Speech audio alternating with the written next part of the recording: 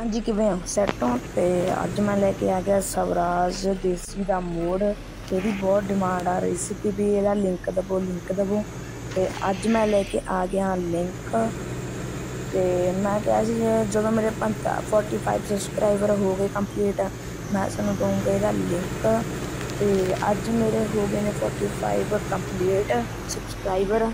तो इसका मैं दिना लिंक। तो जो मेरे 50 सबसक्राइबर हो गए तो मैं सोनू दवांगा एक तवियां का लिंक। तो हाँ जी, थैंक यू फॉर सबसक्राइब करने लई। थोड़ा बहुत बहुत धन्नवाद। तुसीं मेरे जल्दी मेरे 45 सबसक्राइबर करा दे। तो हम जल्दी 50 सबसक्राइबर भी करवा दो।